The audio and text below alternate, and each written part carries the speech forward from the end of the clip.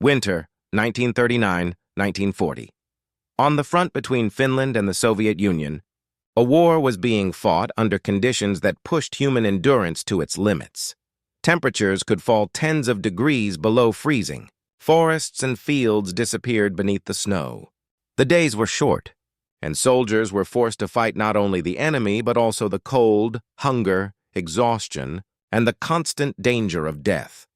In this environment fought a Finnish soldier whose name is now known around the world, Simo Häyhä. He was not a professional soldier. He was not famous before the war. He was a farmer from Rautjärvi, a hunter, and an experienced marksman who had been developing his skills long before the first shot of the Winter War was fired. Hayha was born on December 17, 1905, in Rautjärvi. When the Soviet Union invaded Finland on November 30, 1939, he was a 33-year-old reservist.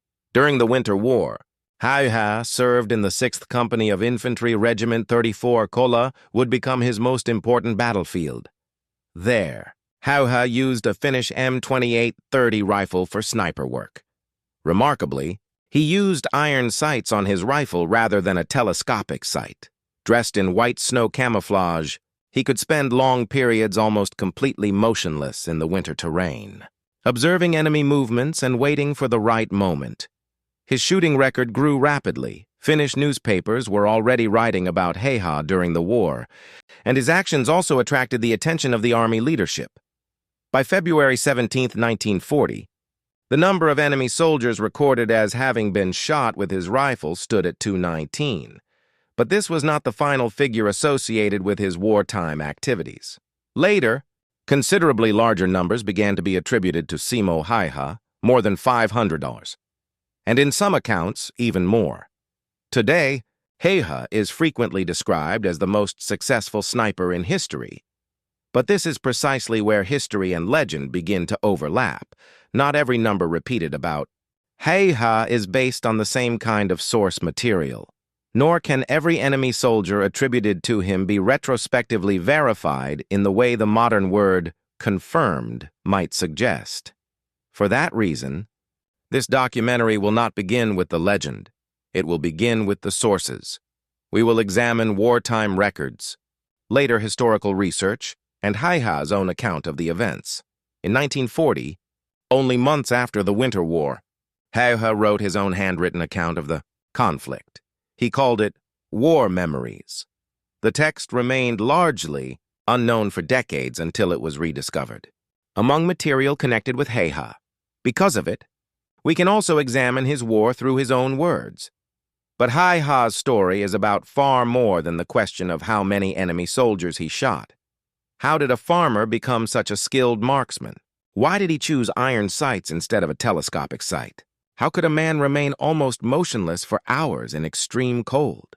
What was the Kollaa front really like, where his reputation was created?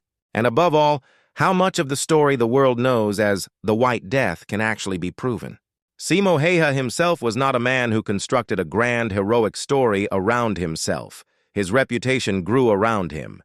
Newspapers wrote about him during the Winter War. After the war, the stories continued to spread. Over the decades, the farmer from Rautjärvi became an internationally known figure in military history.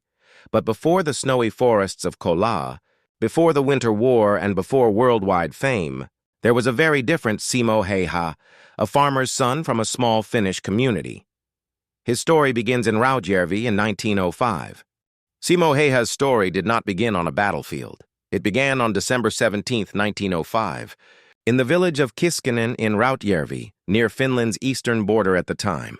Häyhä was born into a farming family. There were 8 children in the family, and Simo was the second youngest. The family's homestead was known as Matila. According to material from the Kollaa and Simo Häyhä Museum, it was a forest farm of approximately 100 hectares. The family kept livestock for its own needs and cultivated the land. Simo, therefore, grew up in a world very different from the one in which his name would later become famous. There was no military fame surrounding his childhood, and no legend of a sniper. There was a farm, there was the forest, and there was work. On a Finnish farm in the early 20th century, Children participated in the family's work from an early age. Farming also became an important part of Hayha's everyday life.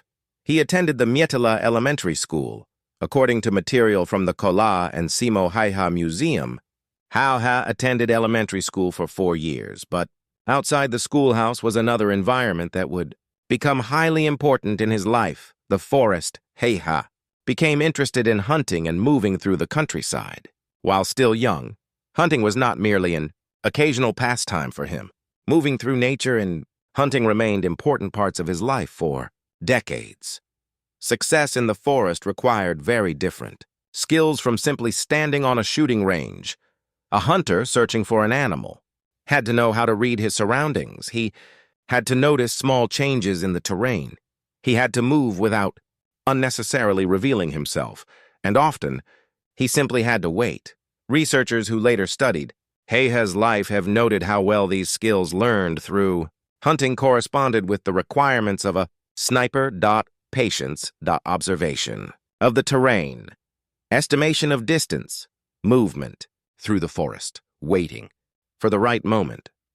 These qualities, however, did not automatically make the young Simo Häyhä a master marksman. This is an important detail. The later legend can easily create the impression that Hayha had been an almost supernatural shooter since childhood. The historical material does not support such a simple picture. According to researchers who have studied Hayha's life, as a young man he was not automatically among the very best marksmen. He developed, and that is precisely what makes his later story so interesting. His exceptional shooting ability did not suddenly appear in the snowy forests of Kollaa. It was built over years.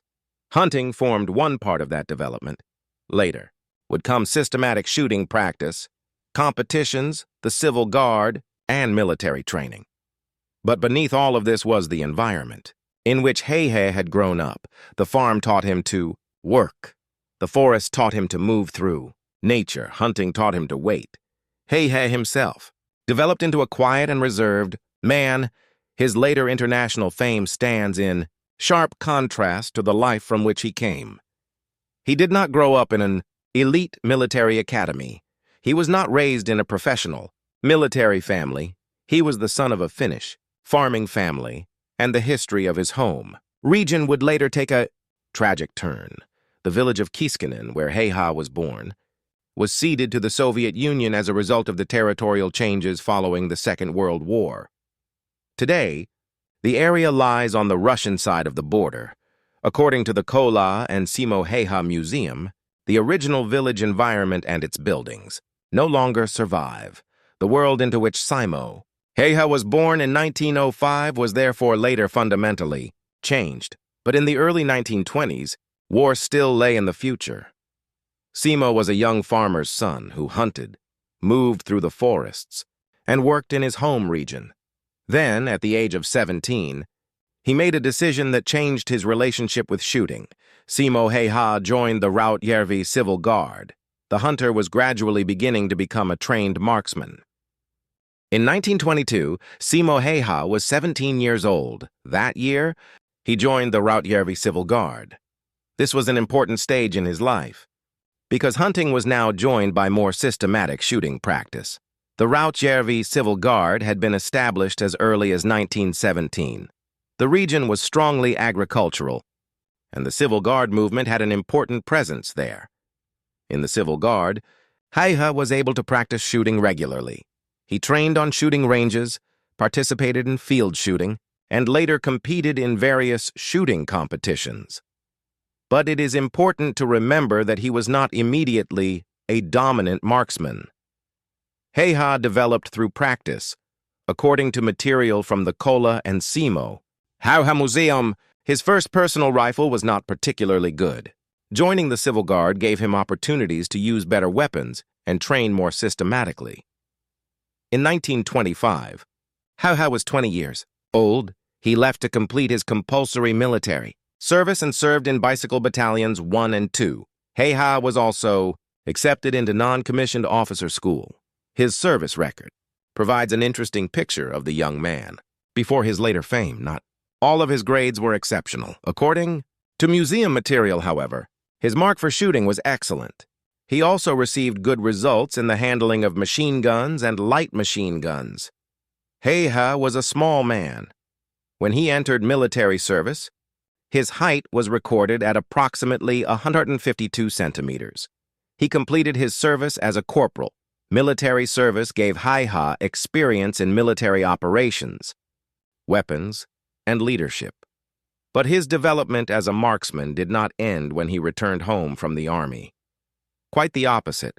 After returning home, Hayha rejoined the Civil Guard. He received a new M28 rifle.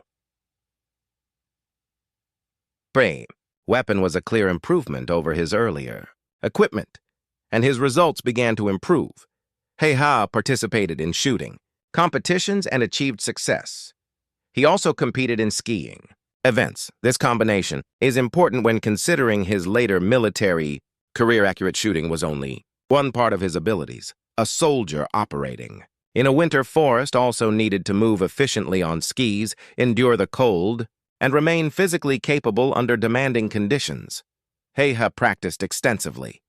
According to museum material, he also performed dry-fire training on shooting ranges, practicing loading, aiming, and weapon handling without actually firing a shot. One event from 1938 illustrates particularly well how seriously he approached training. Competitions in the Viipuri Civil Guard district did not go as well as Hayha wanted.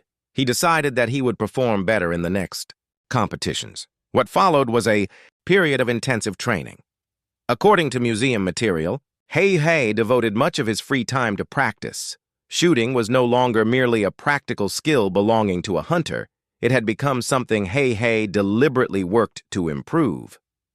Before the war, an even better weapon came into his possession, the M28-30. It was an improved version of the Civil Guard rifle. This particular rifle model would later become inseparable from the story of Simo Häyhä. The individual rifle used by Hayha proved exceptionally good, and his competition results improved considerably. The army also noticed his abilities. During the 1930s, Hayha was invited to training at Uti, where he received sniper and observer training. This is an important correction to one of the simplifications that later developed around Hayha. He did not enter the Winter War simply as a hunter who happened to be a good shot. Behind him were years of Civil Guard training, competitive shooting, compulsory military service, and sniper training received before the war. Hunting had provided one foundation. The Civil Guard and the Army built upon it, and Hayha's own practice did the rest. By 1939, he was no longer simply a young farmer who enjoyed shooting. He had become an experienced competitive marksman and a trained reservist who knew his weapon exceptionally well, but no one yet knew where those skills would soon be needed. In the autumn of 1939, the situation in Europe changed rapidly. War had begun in Poland. The Soviet Union began making demands on Finland, and in Rautjärvi, Simo Häyhä's years of peacetime training were approaching their end. In the autumn of 1939, Simo Häyhä was 33 years old. He had spent years as a farmer, hunter, member of the Civil Guard, and competitive marksman, but the situation in Europe had changed rapidly. Germany invaded Poland on September 1, 1939, Britain, and France declared war on Germany 2 days later. The Second World War in Europe had begun. Finland was not yet at war, but beyond its eastern border stood the Soviet Union, and Finland's security situation was rapidly becoming more serious. In October, the Soviet Union invited Finnish representatives to Moscow for negotiations. Finland began preparing for the possibility of war. Reservists were called to additional military exercises, known in Finnish by the abbreviation YH. Officially, these were exercises. In practice, they allowed Finland to mobilize its army without publicly declaring a general mobilization. One of the men who received the call was Simo Häyhä. We can identify the date with unusual precision because Hayha later wrote about it himself, October 10, 1939. In his War Memories notebook, Hayha wrote that there was already a feeling of war in the air when he was called to the Rautjärvi Civil Guard headquarters. Years of peacetime training were coming to an end. Häyhä left his home and reported for service alongside other men from Rautjärvi. The men traveled to the Huhanmäki barracks area in Jakima. There, Finland's wartime units were formed. A large number of the men from Rautjärvi were assigned to Infantry Regiment 34. Häyhä was assigned to the regiment's 2nd Battalion and its 6th Company. JR 34. This unit would become inseparable from the story of his winter war. The commander of the 6th Company was Reserve Lieutenant Arne Edvard Juutilainen was an unusual Finnish reserve officer. Before the war, he had served for approximately 5 years in the French Foreign Legion. Because of his experiences in North Africa, he later became widely known by the nickname the Terror of Morocco. Juutilainen was a demanding commander. According to the Kollaa and Simo Häyhä Museum, he was demanding of both his men and himself, and was known as an aggressive soldier. Simo Häyhä and Arne Juutilainen were very different men in character, but during the Winter War, their names would become closely connected with the same battlefield. Kollaa. In October 1939, however, none of this was yet known. Finland and the Soviet Union were still negotiating. During the autumn, the troops of Infantry Regiment 34 moved into the region north of Lake Ladoga. The regiment belonged to the 12th Division. The 12th Division in turn formed part of the IV Army Corps, which was responsible for defending the region north of Lake Ladoga. Infantry Regiment 34 deployed in the direction of Rautjärvi and Suvilahti near the Hyrsala Bend. At this stage, Simo Häyhä did not enter the field as a legendary sniper. Operating alone, he was one Finnish reservist among many. His original role was as a squad leader. This is important for understanding Häyhä's story. His later reputation can easily create the impression that, from the beginning of the war, he was immediately sent out alone to hunt enemy soldiers. That was not what happened. Häyhä belonged to a regular infantry company. He had military training, years of shooting experience and sniper training, but he was part of a larger military organization. October became November. The men waited. Negotiations continued. At the same time, troops trained and defensive preparations were made. Every day without war meant another day available for preparation, but uncertainty increased. At the end of November, the diplomatic crisis reached its final stage. On November 26th, the Soviet Union reported artillery fire near the village of Manila and blamed Finland. Finland denied firing the shots and proposed a joint investigation of the incident. The Soviet Union renounced the non-aggression pact between the two countries. Diplomatic relations were broken. On the morning of November 30th, 1939, Soviet forces crossed the Finnish border at several locations. At the same time, Soviet aircraft attacked targets in Finland. The Winter War had begun. Simo Häyhä was already close to the border. Because of his own account, we even know where he was during the first hours of the war. Häyhä wrote that at approximately 3 o'clock in the morning, Soviet artillery began firing on the village of Hautavaara and the Hyrsala Bend area. He himself was at Pihajoki at the time. The years of training were over. Competition. Targets had been replaced by a real battlefield, and for the first time, Simo Häyhä's shooting ability would not be measured in points. Infantry Regiment 34 entered combat from the very first day of the war. What followed, however, initially looked nothing like a Finnish success story. Under pressure from Soviet forces, the Finns began to withdraw. Suvilahti, Pihajoki, and finally, a small river whose name would become known throughout Finland, the Kollaa River.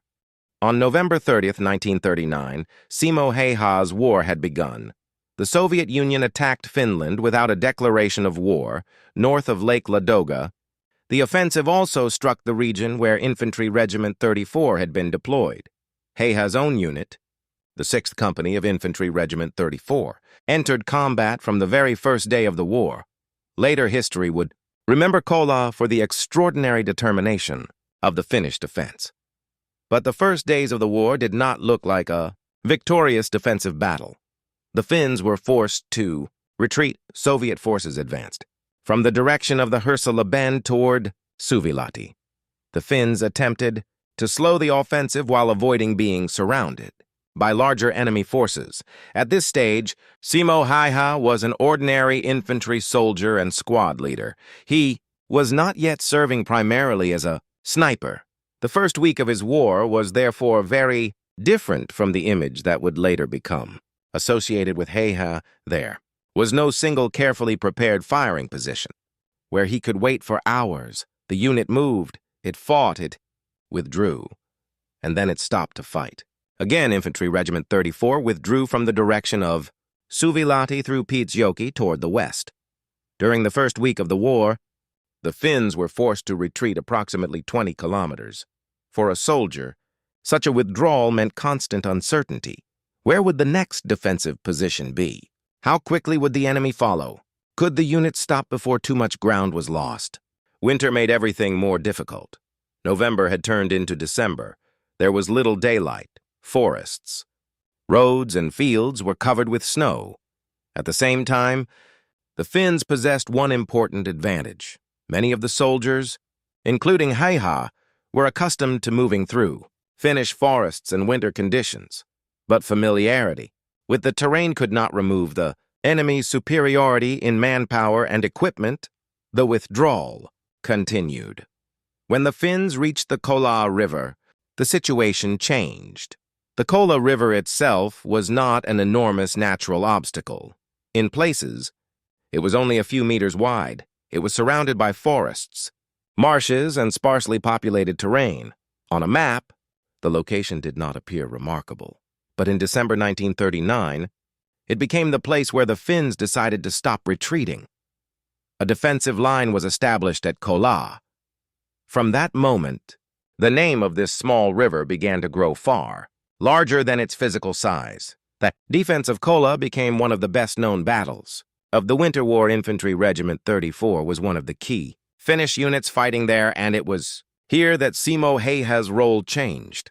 Company Commander Arni Juutilainen knew that Hayha was an experienced marksman. He knew Häyhä's abilities. At Kollaa, Juutilainen assigned Häyhä to serve as a sniper. At the same time, Häyhä was largely relieved of his normal duties as a squad leader. This moment represents one of the decisive turning points in the story of Simo Häyhä. He was no longer simply one of the squad leaders in the 6th Company of Infantry Regiment 34. His specialized shooting ability was now being deliberately employed. Häyhä received assignments and areas in which he was to operate as a sniper. In the mornings, he could leave early for an assigned location or a firing position he had selected.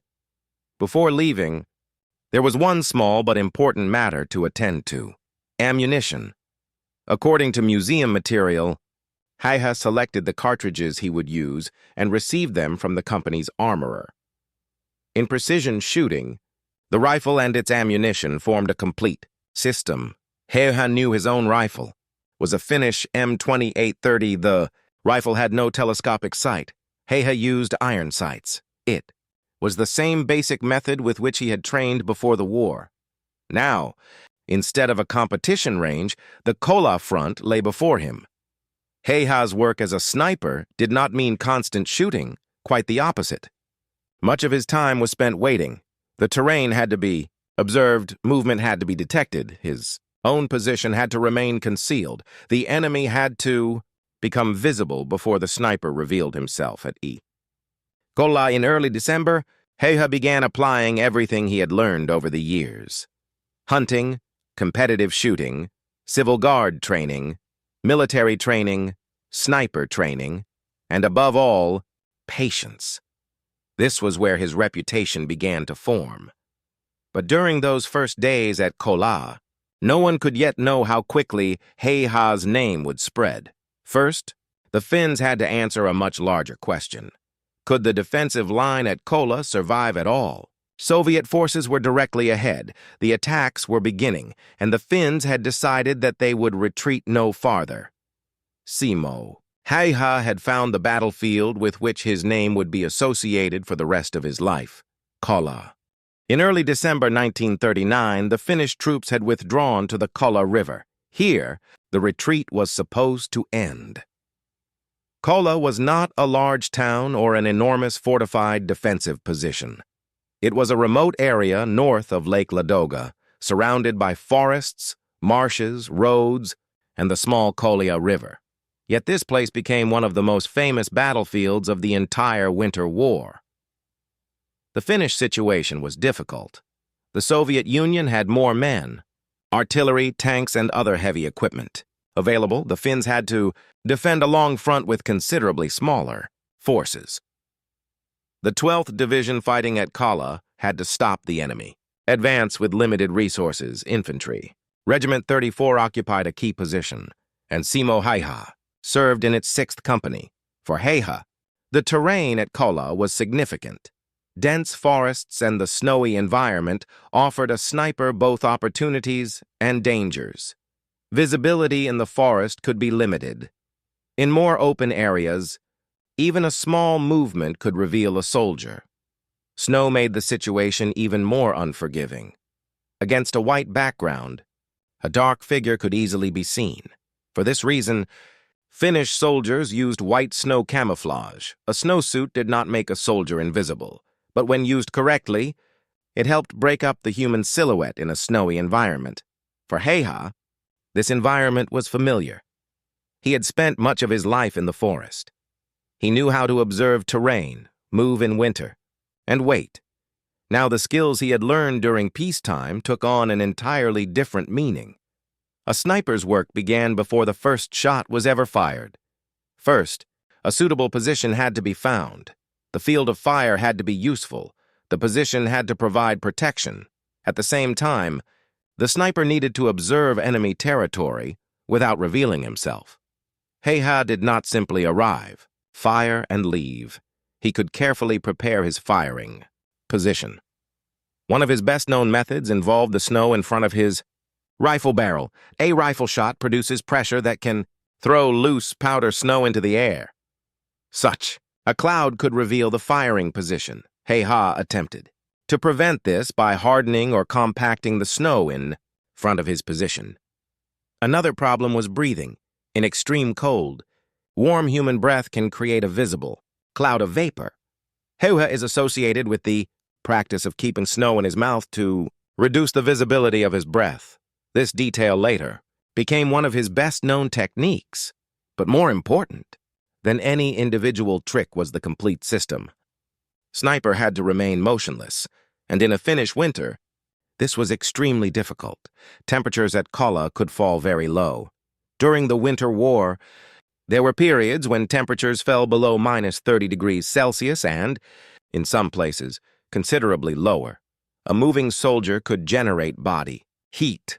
A sniper lying motionless could not. He had to maintain concentration while the cold penetrated his clothing. His fingers had to remain functional. He had to be able to operate his weapon. And when the moment to fire finally came, his movement had to remain controlled. Hayha protected himself carefully against the cold. According to material from the Kollaa and Simo Häyhä Museum, he used his own footwear, which he considered better than the standard army footwear. He also used newspaper as additional insulation. Details like these reveal what warfare at Kollaa was really like. Sniper's effectiveness depended on far more than shooting ability. He had to remain alive and functional in an environment where the cold itself was an enemy. Hayhä generally timed his movement to his positions around the available daylight. Winter days in Finland were short. Darkness provided protection for movement. Daylight allowed observation of the enemy. At his firing position, Hayhä used binoculars to study the terrain. He observed enemy positions and searched for movement. If nothing happened, he waited. Hours could pass.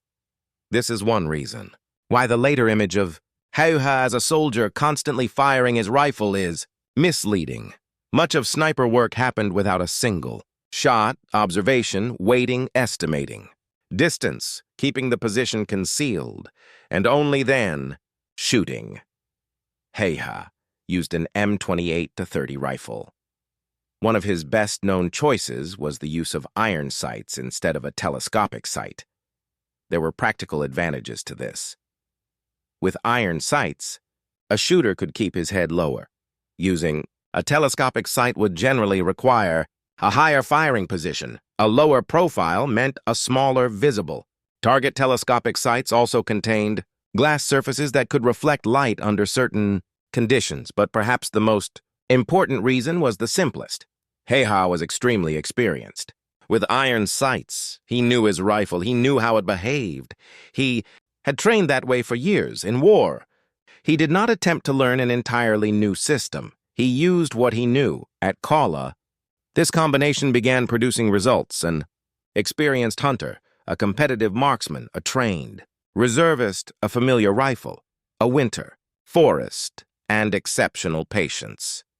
But Hayha did not fight in isolation. A much larger battle was constantly being fought around him. Soviet infantry attacked, artillery bombarded Finnish positions, tanks were used to support assaults. The Finns were forced to repel attacks day after day. The importance of the defense at Kollaa grew. At the same time, a phrase emerged that became one of the most famous expressions of the Winter War. Major General Voldemar Hägglund is said to have asked Lieutenant Arne Juutalainen, "Will Kollaa hold?" Juutalainen's answer has gone down in history. Kollaa will hold. Unless we are ordered to run away. Kollaa did hold. But in December 1939, no one yet knew for how long, and no one yet knew that the name of one small soldier dressed in white snow camouflage would spread far beyond this front. Simo Häyhä had begun his work as a sniper. During the following weeks, his results would begin attracting attention, first within his own company, then higher in the army, and eventually throughout Finland. During December 1939, Simo Häyhä's days at Kollaa began to develop a new rhythm. In the morning, he left for his firing position. Ahead of him could be hours of waiting in the cold. His task was to observe Soviet movements, identify possible targets, and fire only when an appropriate opportunity appeared. Hayha was not fighting a war alone. Around him, the 6th Company of Infantry Regiment 34 and other Finnish units were engaged in a continuous defensive battle. Soviet forces were attempting to break the Kollaa line. Artillery pounded Finnish positions. Infantry attacked. Tanks supported the advance. The Finns, meanwhile, attempted to exploit the terrain, winter conditions, and mobility. Within this larger battle, Hayha's task was intensely personal. Had to find individual enemy soldiers before they found him. Every shot carried a risk. The sound of the rifle could reveal the area from which it had been fired. Snow in front of the barrel could be thrown into the air. Even a small movement could become visible to the other side. Hayha, therefore, had to operate slowly. He spent much of his time simply observing. As a hunter, he had learned that impatience rarely produced results. Sometimes the best decision was to do nothing. The waiting could continue for hours. Then there might be a moment lasting only a few seconds in which everything was decided. An enemy soldier moved. Hayha estimated the distance. He brought his M28-30 rifle onto the line of aim. The iron sights aligned. A shot. Then everything began. Again, observation, waiting, and keeping his own position concealed. As December continued, Hayha's reported results began increasing rapidly. At this point, his story becomes particularly interesting from a historical perspective. An enormous number of stories have subsequently been told about Hayha. Not all of them can be verified. But for December 1939, we possess an exceptionally important source, Simo Häyhä's own account. After he was wounded, Hayha wrote a handwritten notebook in 1940 that he titled War Memories. In it, he described events of the Winter War from his own perspective, and when describing the period before Christmas, he recorded his own figure. Using his characteristically blunt language, Hayha wrote that by then he had shot 150 enemy soldiers with his pistikorva. Pistikorva was a Finnish nickname used for a type of military rifle. In Hayha's case, the weapon was his M28-30. rifle. This figure of 150 is extremely important. It is not an estimate created on the internet decades after the war. It comes from Hayha's own memoir written in 1940. At the same time, we must maintain historical source criticism. The figure is Hayha's own account written after his wartime service. It should not be described as a modern statistic in which every individual hit was independently verified. No such system existed under the conditions of the Winter War. But the figure tells us something undeniable. Even before Christmas, Hayha's activities had become remarkable enough for a reputation to begin forming around him. He was no longer simply a good marksman, known within his own squad. Word spread through the company, then through the regiment, and soon much farther. According to Hayha's own account, visitors began arriving to meet him and Arne Juutalainen. One of them was the Finnish military chaplain, and writer Antti Rantamaa. Another was a man who would become one of Finland's best-known authors, Mika Waltari. Today, Waltari is internationally known particularly for his novel, The Egyptian. During the Winter War, however, he worked within Finland's state information activities. According to Hayha, Waltari visited and photographed him and Juutalainen before Christmas. Hayha later described the situation in his characteristically modest style. He felt that they were being photographed as though they were some kind of wonders. This demonstrates how quickly Hayha's position had changed. Only a few weeks earlier, he had been one of thousands of Finnish reservists. Now, people beyond the front were interested in his activities. Photographs were taken. His achievements were discussed. Visitors came to meet him from a military perspective. Such a reputation also had another significance. Finland was fighting a state far larger than itself. News of successful resistance and the achievements of individual soldiers was valuable for Finnish morale. Kollaa was a perfect symbol for this. A small defending force was holding its positions against a larger attacker, and in the middle of this defensive line was a small, quiet man from Rautjärvi whose shooting record was rapidly increasing. Hayha's personality, however, did not change with his growing reputation. He did not construct a grand story around himself. His own memoir instead reveals a laconic way of describing the war. Results are mentioned, events are recorded, then the story continues. Our Christmas was also approaching. According to Hayha, around Christmas he was able to spend time in the barracks. There, the soldiers received better Christmas food than usual. He was also able to shave for the first time in a long while. Hayha humorously described himself as once again looking like an ordinary soldier. It is a small detail, but details like this remind us that behind the famous statistics was an ordinary human being, a man who became cold, a man who became tired, a man who ate Christmas food with the other soldiers, and a man who knew that after Christmas he would return to the front. The war did not stop for Christmas. Soviet forces remained on the other side of Kollaa. The attacks would continue, and Hayha's work would continue. But by the end of December 1939, one thing had already changed permanently. Simo Häyhä was no longer an unknown Finnish reservist. His name had begun to become part of the story of Kollaa, and as 1940 began, his reputation would grow much larger. Christmas 1939 was over. At Kollaa, the war continued. Simo Häyhä returned to the same winter forests where he had spent much of December. The changing of the year did not change his task. Soviet forces were still in front of him. The Finnish defensive line remained under pressure, and Hayha's task was to continue operating as a sniper. At this point, it is worth looking more closely at one of the most important tools in his story, his rifle. Simo Häyhä's best-known weapon during the Winter War was the Finnish M2830. It was based on the Mosin Nagant system, but was the result of Finnish development. The M2830 was designed especially for civil guard use and accurate shooting. For Hayha, this was not simply another rifle issued to him by the Army. He already had experience with the same rifle model before the war. That was crucial. A good marksman does not merely know how to operate a rifle. He learns the behavior of his particular weapon, how the trigger works, how the shot feels, how the sights appear under different lighting conditions, how the rifle behaves at different distances, and where the bullet will strike as conditions change. Hayha had spent years shooting.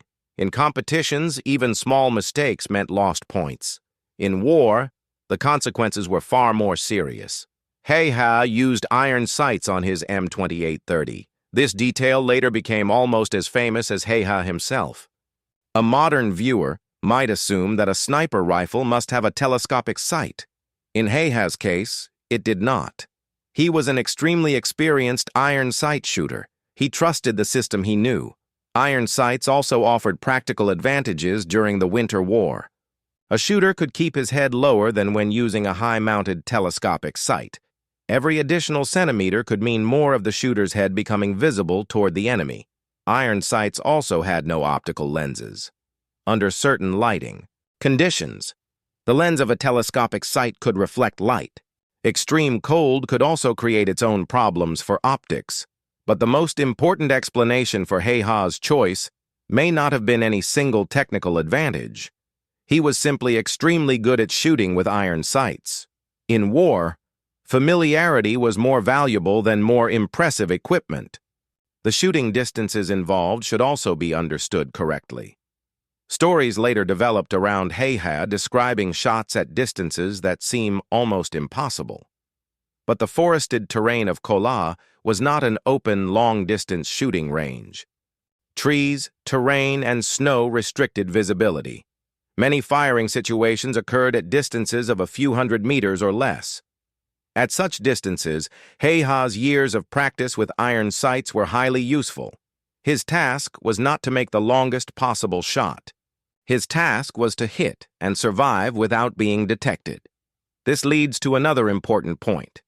The first shot was the most valuable. If the shot failed, the enemy could move into cover. If Hayha's position was discovered, the response could be rifle fire, machine gun fire, or in the worst case, artillery fire. Patience was therefore just as important as shooting technique. Hayha did not fire simply because he saw movement. He had to decide whether the shot was possible. Distance, movement of the target, terrain, visibility, the safety of his own position, all of these influenced the decision. And then came the shot itself. The M2830 was a bolt-action rifle. After every shot, the shooter had to manually operate the bolt before another round could be fired. That required movement. Movement, in turn, could reveal the sniper. In a carefully concealed position, even unnecessary small movements created risk. Sniping was therefore about much more than firing quickly. It was about controlling movement. Hayha's shooting technique was the result of years of practice. He had not learned it during a few weeks of military training. Thousands of practice rounds, competitions, hunting, and dry fire practice had built routines long before the war. When a person practices the same action for years, many individual steps become automatic. Raising the rifle, establishing the sight picture, controlling breathing, pressing the trigger, following through after the shot. In combat, this mattered enormously. Cold, exhaustion, and fear reduce a person's ability to make precise decisions. A practiced routine reduces how much conscious thought must be given to every small movement. Hayha also possessed something that could not be created by a rifle alone: patience.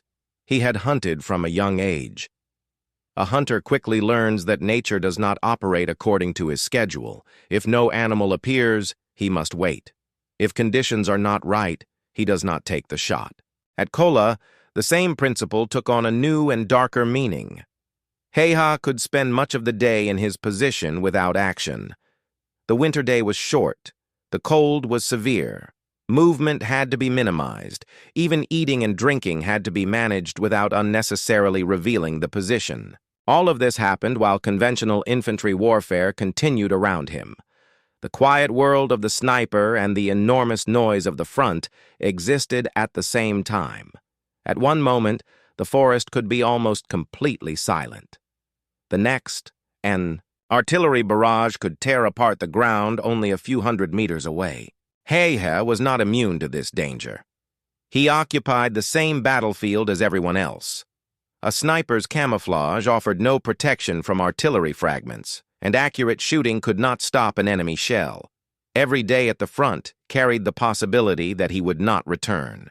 Yet he returned to his positions, day after day. As January 1940 began, his experience at Kollaa continued to grow. He learned his area of operations, the places where the enemy moved, the shape of the terrain, possible fields of fire, places where a man could hide, and areas where movement was dangerous. This local knowledge was valuable to a sniper. He was no longer simply looking at a snowy forest. He was looking at a battlefield whose details he had learned to understand. The M2830 was his tool, but the rifle alone does not explain Simo Häyhä. The same weapon in another man's hands would not automatically have produced the same results. Hayha's effectiveness came from a combination: a weapon he knew, years of practice, hunting, the ability to read terrain, endurance in the cold, camouflage, and patience. As 1940 began, this combination had already proven highly effective. Hayha's own account of 150 enemy soldiers shot with his rifle had been reached before Christmas, but the war continued, and during the following weeks, the reputation forming around him would grow considerably. At the same time, something else began to emerge, a legend. And that is where we must next separate two things: what the historical sources actually tell us and what people later began to say about Simo Häyhä. As 1940 began, Simo Häyhä's reputation had already spread beyond his own company. His exceptional shooting ability was known. Photographs had been taken of him. His activities were being discussed. And at the same time, one question was becoming increasingly important: how many enemy soldiers had Simo Häyhä actually shot? Today, this question is often given a very simple answer: more than 500. Some sources give 505, others give 542. But if we want to understand Häyhä's real history, we cannot simply jump directly to the final number. We need to follow the figures as they developed during the war. The first extremely important source is Simo Häyhä himself. In 1940, he wrote his own handwritten account of the events of the Winter War. He called the notebook War Memories. Before Christmas 1939, Hayha recorded his shooting total. According to his own account, his figure at that point was 150 enemy soldiers shot with his rifle. This gives us an important historical reference point. 50. Before Christmas, 1939, with his rifle. But the war continued. After Christmas, Hayha returned to Kollaa. Day after day, his duties continued. He observed, he waited, he fired. And when necessary, he also participated in conventional infantry combat. This final detail is crucial for understanding Häyhä's shooting. Record: Simo Häyhä did not use only his M2830 rifle during the Winter War. He also used a Suomi submachine gun. Wartime. Information also mentions enemy soldiers shot with a light machine gun. For this reason, two different categories must be distinguished when discussing Häyhä's record: enemy soldiers shot with his rifle and enemy soldiers shot with other weapons. If these two categories are mixed together, Häyhä's history quickly becomes confusing. This is precisely why the figure 219 is so important. On February 17, 1940, Häyhä was rewarded for his achievements. A Swedish businessman, Eugen Johansson, had donated a Sako Precision rifle for him. The rifle was presented to Häyhä in recognition of his actions at Kollaa. Information connected with that day provides one of the most important statistical reference points concerning Häyhä during the Winter War. On February 17, 1940, Häyhä was reported to have shot 219 enemy soldiers with his rifle. This was not his total. The same wartime. Information stated that Häyhä had shot approximately the same number of enemy soldiers with a submachine gun and a light machine gun. This changes the picture completely. If 219 had been shot with the rifle and approximately the same number with other weapons, the overall figure attributed to Hayha by February 17, 1940 was already clearly above 400. However, we cannot convert the words approximately the same number into an exact figure. We, therefore, cannot state as historical fact that his total was exactly 438. That would give false precision to a source that provides only an approximation. For the second figure, the more accurate way to describe the situation is this.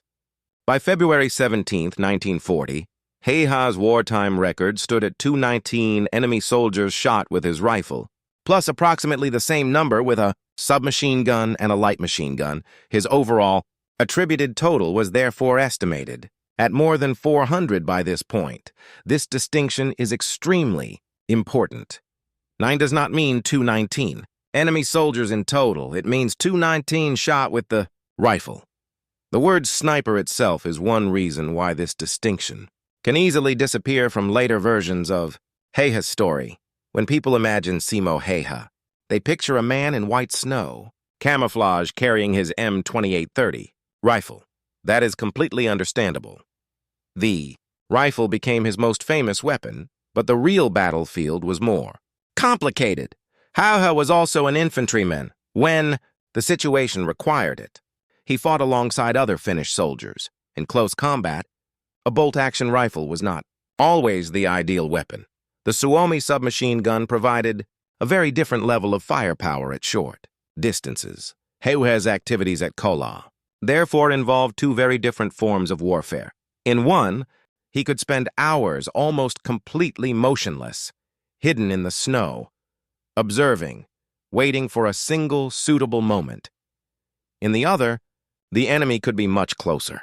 The situation was fast, loud, and chaotic. Both were part of Simo Häyhä's war. This also creates one of the greatest problems when discussing Häyhä's final shooting total. What exactly do we mean when we speak about his kill count? Are we referring only to those shot with the M2830 rifle? Are we referring to those shot while operating as a sniper? Do we include those shot with a submachine gun? What about those attributed to the light machine gun? And how accurately could every individual case be verified in the middle of active combat? Finnish forces during the Winter War did not operate a modern system in which every sniper hit was independently verified and entered into a centralized database. At Kollaa, such a system would have been extremely difficult to operate in practice. The front was active, Soviet forces were directly ahead, artillery was firing, infantry was attacking, the terrain was forested, snow covered the ground. Battle lines changed. Inspecting the body of every enemy soldier after every shot was impossible. This does not mean that the wartime figures have no historical value, quite the opposite. They are extremely important, but they must be described for what they are: wartime records, reports, estimates, and Häyhä's own accounting. Not a modern system of independently verified, confirmed kills. Something else important also happened on February 17, narrator de Hayha was presented with the donated rifle. He now had a new precision rifle available to him, but Hayha did not switch to it. He continued fighting with his familiar rifle, the M2830, with iron sights. The decision tells us a great deal about his thinking. Hayha knew his own rifle. He had trained with it. He knew its sights. He knew its trigger. He knew how the weapon behaved, and he trusted it. Hayha also gave a practical explanation for using iron sights. When using a telescopic sight, the shooter had to raise his head higher. That could reveal a well-concealed sniper. Hayha stayed with the system he knew best. By February 17, 1940, his reputation was therefore already enormous. He had been rewarded, his results were being followed, photographs were being taken of him, and his wartime attributed total was already estimated at more than 400 when the rifle figure and the reported figure for other weapons are considered. But the war was not over. Hayha returned to the front. He still had almost 3 weeks of combat ahead of him before he was wounded, and during those final weeks, his figures would continue to rise. Eventually, one of the most famous numbers in military history, would become associated with Simo Häyhä, more than 500, and later research would produce an even more specific figure. But we will not jump there yet, because on February 17, 1940, Simo Häyhä was still at Kollaa. He was still capable of fighting. He was still using his familiar M2830 rifle, and his war was continuing. On February 17, 1940, Simo Häyhä had received one of the most visible recognitions of his wartime career. He had been presented with a Sako precision rifle donated by the Swedish businessman Eugen Johansson. At that point, Hayha was reported to have shot 219 enemy soldiers with his rifle. In addition, he was reported to have shot approximately the same number with a submachine gun and a light machine gun. The overall wartime figure attributed to Hayha was therefore already estimated at more than 400. But only one day later, something happened that changed the rhythm of his war. On February 18, 1940, Infantry Regiment 34 was relieved from responsibility for the front line at Kollaa. The regiment had been fighting at Kollaa since the first week of December, for more than 2 months, through some of the coldest weeks of the winter, under constant attacks, artillery fire, and extreme physical strain. Now, responsibility for the actual front line at Kollaa was transferred to Infantry Regiment 69. Infantry Regiment 34 was pulled out of the line. For Simo Häyhä, this meant a temporary change. He no longer left every morning in the same way for sniper positions along the Kollaa front line. The regiment received other duties. The men built new positions, they trained, and above all, they attempted to recover. During war, however, the word rest can be misleading. It did not mean a vacation. The soldiers did not return home. The enemy was still nearby, their weapons remained with them, and a new combat order could arrive at any moment. For the men of Infantry Regiment 34, rest was a relative concept. Many of them had been fighting since the first day of the war. They had withdrawn from the direction of Suvilahti to Kollaa. They had constructed defensive positions. They had repelled attacks. They had lived for weeks in freezing temperatures, and they had lost comrades. Simo Häyhä had experienced the same war. The later legend can make his winter war appear almost like the solitary mission of a sniper. In reality, he always belonged to a much larger military unit, the 6th Company of Infantry Regiment 34. Around him were the same men with whom he had gone to war. Men stood guard, built positions, moved supplies, ate whenever food was available, slept whenever there was an opportunity, and prepared for the possibility that the rest period would end. For Hayha, this stage also gives us an opportunity to consider what he had achieved in only a few months. When the war began on November 30th, 1939, Hayha was a reservist from Rautjärvi. He was an experienced marksman, a hunter, a farmer, a member of the Civil Guard. But he was not a national celebrity. Now it was the second half of February 1940, less than 3 months later. His name was known across Finland. Newspapers had written about him. Photographers had photographed him. He had been rewarded, and his shooting record had attracted extraordinary attention. Yet Hayha remained the same man. He did not replace his familiar M2830 rifle with the precision rifle he had received as a gift. He continued to trust the weapon he knew. This was characteristic of Hayha: practicality before appearance. Familiar method before something new. Results before words. The rest period also gave soldiers an opportunity to maintain their equipment. In winter conditions, weapons had to be kept constantly operational. Snow, ice, moisture, and extreme cold all could create problems. Weapons had to be cleaned, equipment had to be repaired, clothing had to be dried whenever an opportunity appeared. Hands and feet had to be protected against frostbite. At the front, a small problem could quickly become a major one: a broken piece of equipment, wet clothing, a frost-bitten finger, or a malfunctioning weapon. Any of these could determine whether a soldier survived the next battle. Hayha understood this. His effectiveness was not based only on the moment when the trigger was pressed. It depended on everything that happened before it. Preparation, knowledge of his weapon, reading the terrain, enduring the cold camouflage, and above all, discipline. By the second half of February, however, Finland's overall military situation was becoming increasingly difficult. On the Karelian Isthmus, the Red Army's major offensive had broken through. Parts of the Finnish main defensive line Finnish forces had been forced to withdraw. The Soviet Union's enormous superiority in material was becoming increasingly difficult to resist. Kollaa, however, was still holding. Although Infantry Regiment 34 had been removed from frontline responsibility, the fighting did not stop. Infantry Regiment 69 continued the defense along the Kollaa River, and farther south, a new threat was developing. Soviet forces were attempting to advance around the flank of the Kollaa defenses. In the direction of Ulismainen, a situation developed that seriously threatened the Finnish position. If the enemy advanced far enough, the entire Kollaa defense could be placed in danger. The rest period of Infantry Regiment 34 was beginning to look temporary.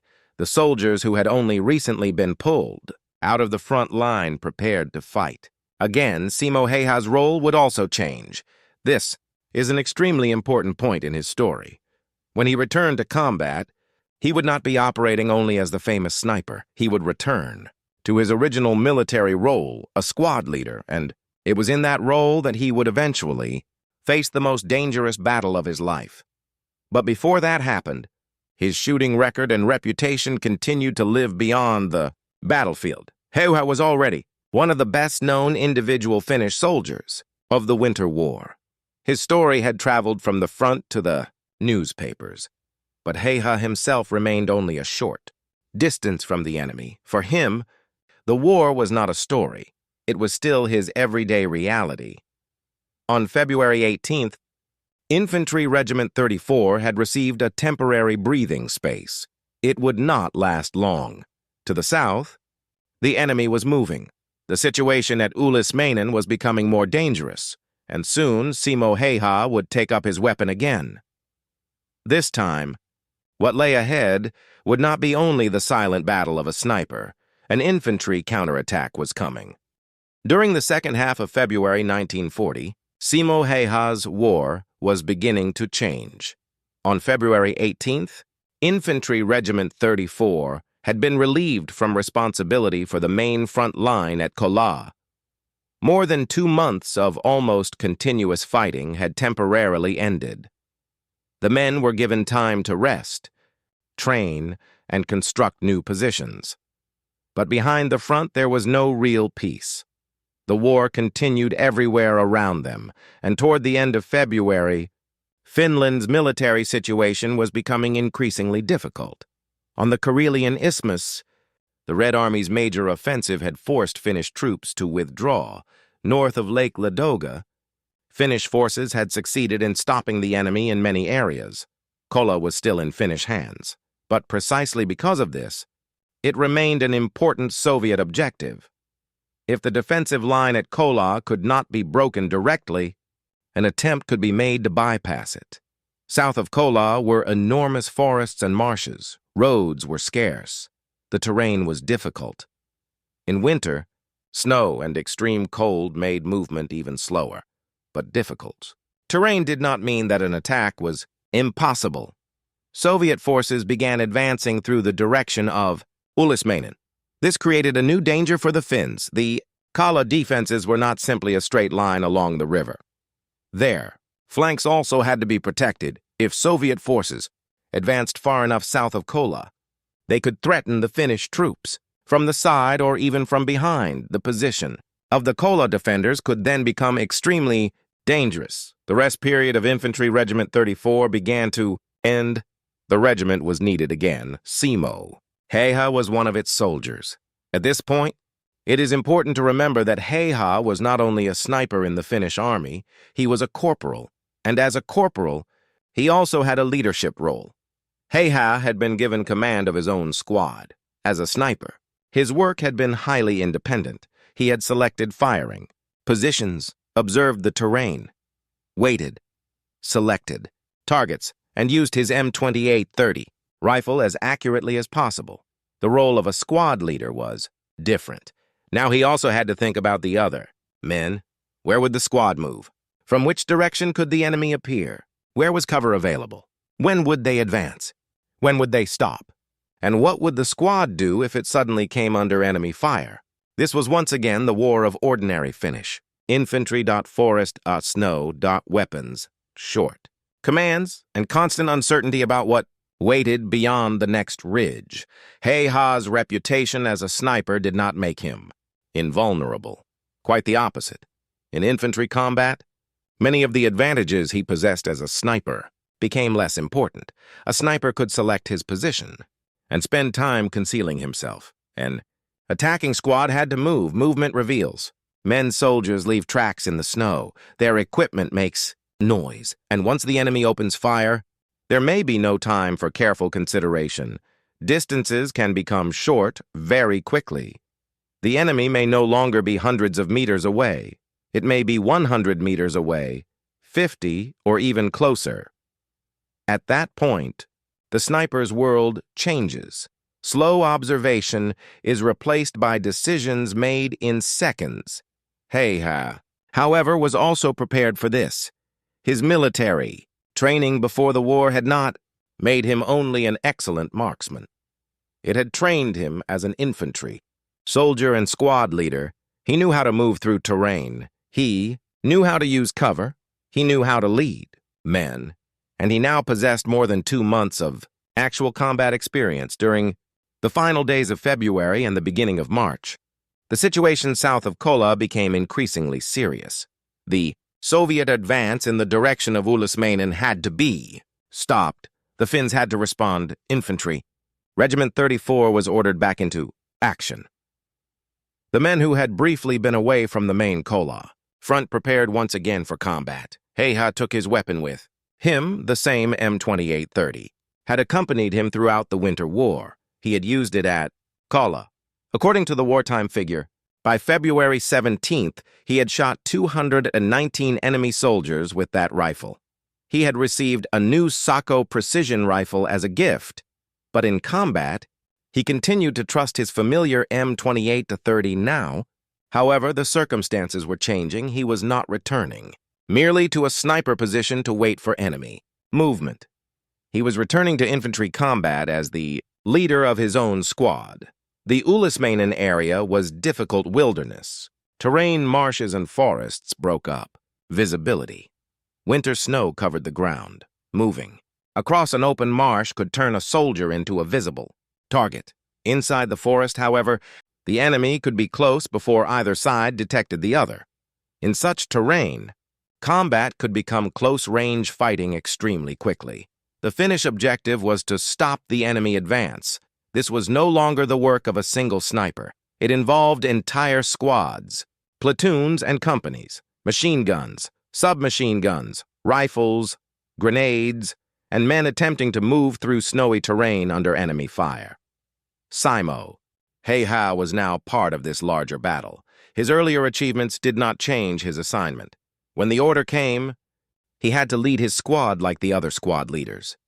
During the first days of March, the Finns prepared for a counterattack. The situation was serious. The Kollaa defenses were still standing, but the battle developing. South of them could affect the future of the entire front.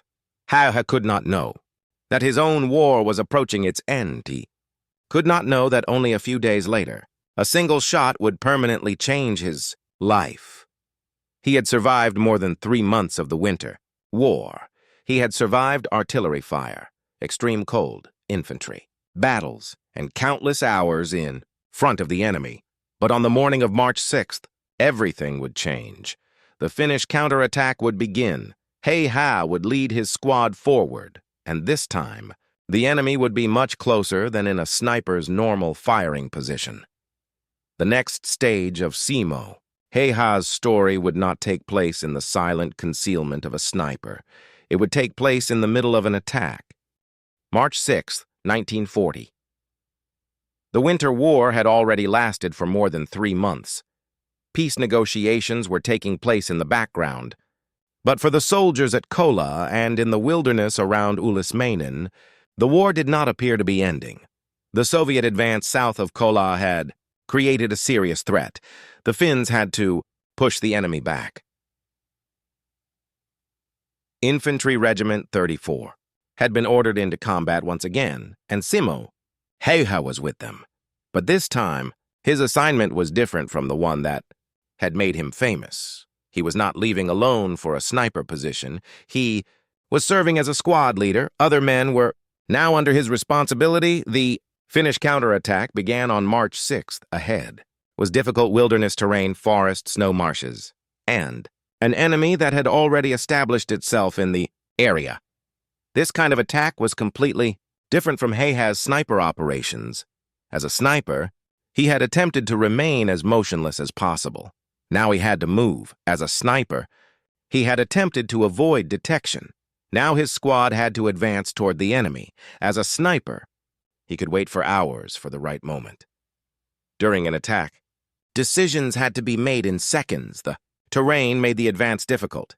Deep snow slowed the men. The forest restricted visibility. The enemy could be close before being detected, and every more open area could become dangerous. Hayha, however, was an experienced infantryman. He had already served as a squad leader at the beginning of the war. He knew Finnish forest terrain, and more than 3 months of war had made him a far more experienced soldier than he had been at the end of November. He knew that the advance had to use available cover. He knew that enemy firing positions had to be located, and he knew that a squad leader also had to follow the actions of his own men. His task was no longer simply to survive himself. He had to lead his squad. At Ulismainen, the Finns attempted to stop the Soviet advance and regain control of the situation. The fighting was intense. The forested terrain broke the forces into smaller groups. Leadership was difficult in such an environment. A squad leader could not see the entire battlefield. He might see only a few dozen meters around him. Trees blocked visibility. Snow altered the shape of the terrain.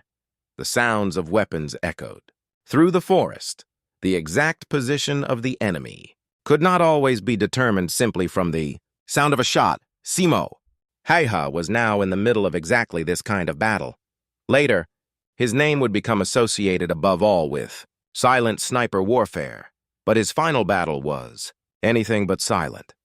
Rifles fired, submachine guns fired, machine guns fired, grenades were used, and men advanced through the snow toward enemy positions.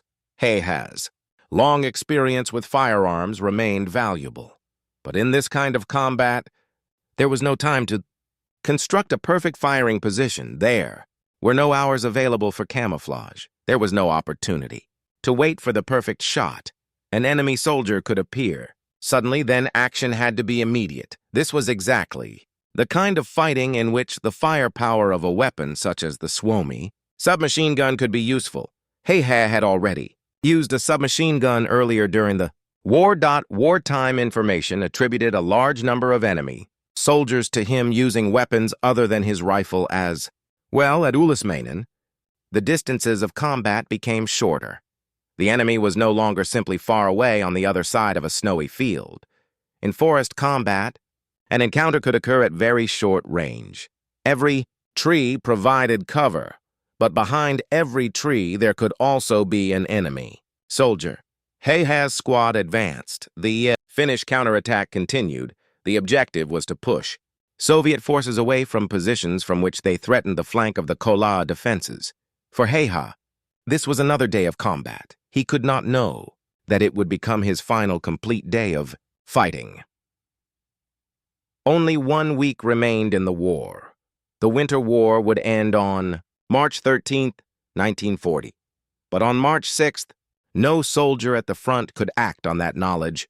The enemy was still ahead. The order remained in force. The fighting had to continue. As evening approached, the Finns prepared to continue the operation. Hayha was still capable of fighting.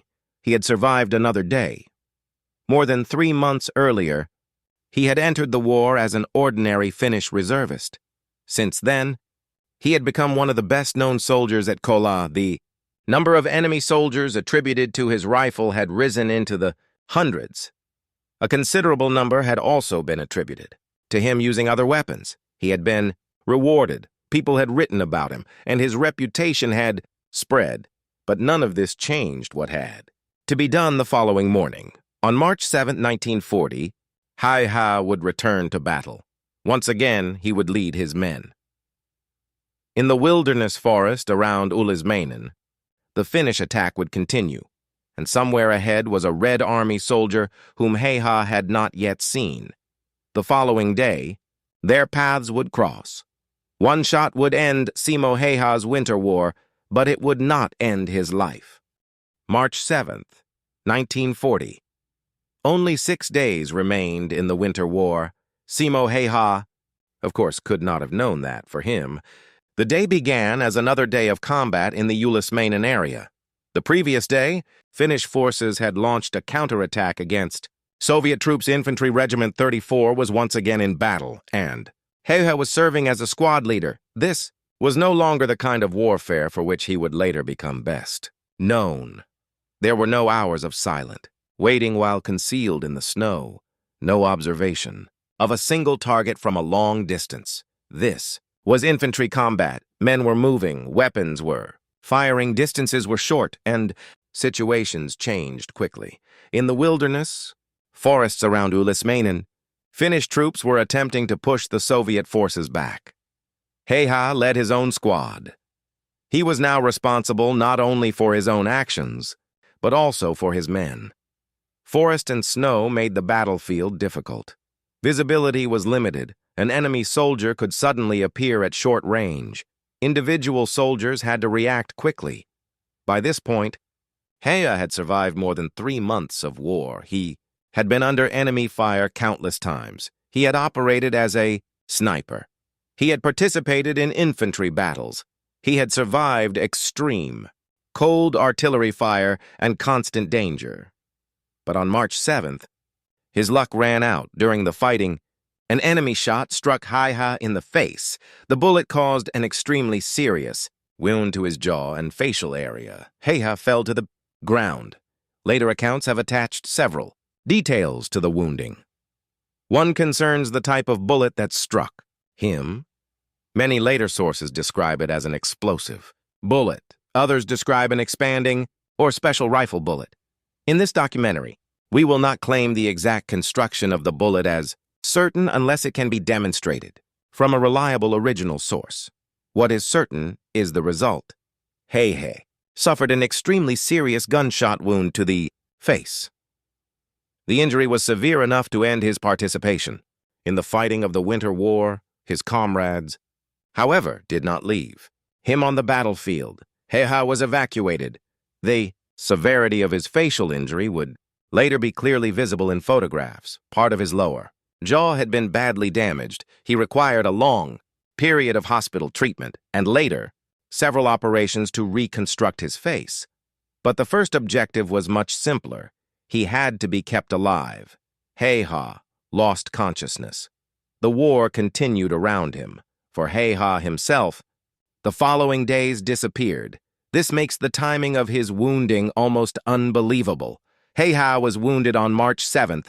At the same time, peace negotiations between Finland and the Soviet Union in Moscow were entering their decisive stage. The war was approaching its end, but at the front, men were still dying every day. Hayha was one of thousands of soldiers who could not know how close the end of the war really was. When he was carried away from the battlefield, his own winter war was over. He would never return to Kollaa to fight. He would never again construct a sniper position in the snow. He would never again use his M28-30 rifle against the enemy in this war. Simo Häyhä's active combat service during the Winter War had lasted only a little more than 3 months. It was an astonishingly short period compared with the reputation he would later achieve. From the end of November to the beginning of March, a little more than 100 days. During that time, he had become one of Finland's best-known soldiers. The number of enemy soldiers attributed to his rifle had risen extremely high. In addition, a large number of enemy soldiers were attributed to him using a submachine, gun, and other weapons. But determining his final record does not end on March 7th, quite the opposite. His wounding leads directly to one of the most important questions in Hayha's history: how many enemy soldiers were ultimately attributed to him? On February 17th, the rifle figure had stood at 219. After that, Hayha had continued fighting, and by the beginning of March, the figure had continued to rise. Later, sources give different figures for Hayha's rifle record. The same is true of his overall total, 542, and sometimes even higher estimates. These numbers should not simply be placed on the screen without explanation. We need to determine what they actually mean, where they came from, which weapons are included, and how strong the historical evidence behind them really is. That will come later. For now, on March 7, 1940, Simo Häyhä lay seriously wounded, the man who had spent months using snow and forest for concealment while avoiding. Enemy fire had finally been hit, but the shot did not kill him. Hayha was evacuated for medical treatment. His condition was serious. Long recovery lay ahead, and at the same time, the war around him was entering its final days. On March 13, 1940, the guns would finally fall silent. When Finland learned that the war was over, Simo Häyhä would be somewhere very different from the snowy forests of Kollaa, and according to an account that would later become famous, the day the war ended would also be the day Hayha regained consciousness. That is the next part of his story. March 13th, 1940. A week had passed since Simo Häyhä had been seriously wounded in the fighting around Ulismainen. His winter war had ended with a single bullet. But elsewhere in Finland, the war continued. Hayha's comrades were still at the front. Fighting continued at Kollaa, on the Karelian Isthmus. Finnish forces were under extreme pressure, and at the same time, a peace agreement had been reached in Moscow. The Moscow Peace Treaty was signed during the night leading into March 13, 1940. Hostilities were scheduled to end at 11 o'clock Finnish time. When the appointed moment arrived, the guns began to fall silent. The Winter War, which had lasted 105 days, was over. Finland had preserved its independence, but the price of peace was severe. Finland was forced to surrender extensive territories to the Soviet Union. A large part of Karelia was among the territories lost. Hundreds of thousands of Finns had to leave their homes. Simo Häyhä's home region of Rautjärvi was also divided by the new border, but Hayha himself was not at Kollaa to hear the guns fall silent. He was in hospital. The bullet that had struck his face had caused a severe injury. His jaw had been badly damaged. Long period of treatment and numerous operations lay ahead. Hayha is reported to have regained consciousness on March 13, the same day the Winter War ended. The timing has become one of the best-known details of his life story. When Hayha regained consciousness, the war that had made him famous was over. He had entered it as an ordinary reservist. Now his name was known across Finland. Newspapers had written about him. His shooting record had attracted enormous attention. He had received several awards, and a legend had already begun to form around him. But in the hospital, little of that mattered. Hayha faced a completely different battle. Recovering from a devastating injury, the damage to his face was considerable. His treatment did not end after a few days or weeks. Hayha later underwent numerous operations, reconstructing. His jaw became a long process. According to material concerning Hayha's own war memoirs, his jaw eventually required a total of 26 operations. The effects of the injury remained visible for the rest of his life. Hayha's face had been permanently changed, but he survived. That alone was a remarkable survival. His wound had been so serious that false reports of his death even began circulating. A newspaper clipping later found among Hayha's own papers reported that he had been killed. The report was wrong. Simo Häyhä was alive. At the same time, his fellow soldiers had to accept the terms of peace.